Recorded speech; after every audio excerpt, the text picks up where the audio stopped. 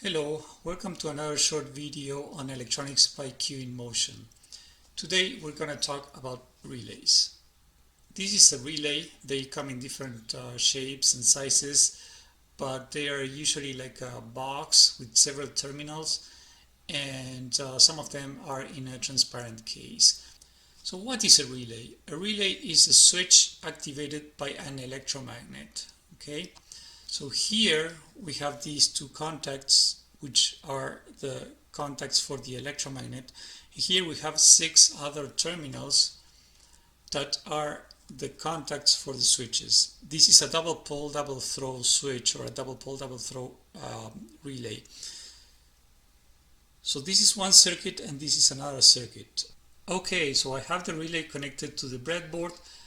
These two terminals are the ones for the electromagnet or the coil, as it is called in a relay. I have one terminal connected to the negative, and I have the other terminal here that I'm going to be connected to the positive.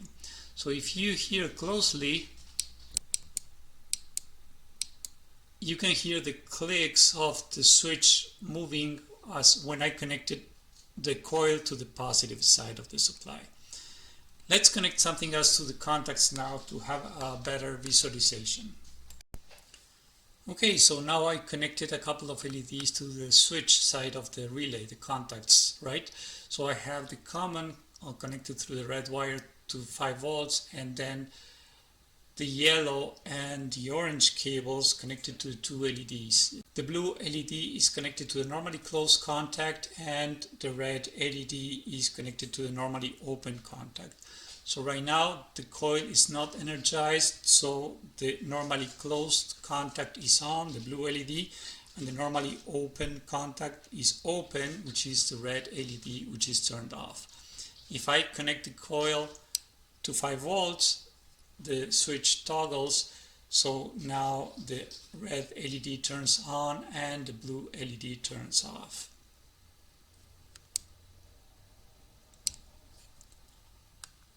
Okay, simple enough. Now, what is this device good for? Okay, one of the main applications of relays is to control the different voltage. Right now here I'm using LEDs from demonstration, but the coil is completely isolated from the rest of the circuit.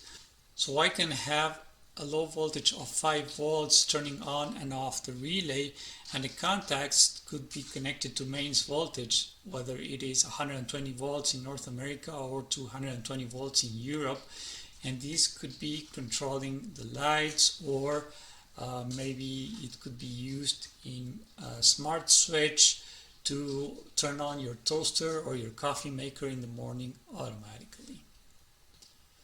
Okay, that is all for today. I hope you learned about relays, and stay tuned for the next video on some high voltage generation with relays.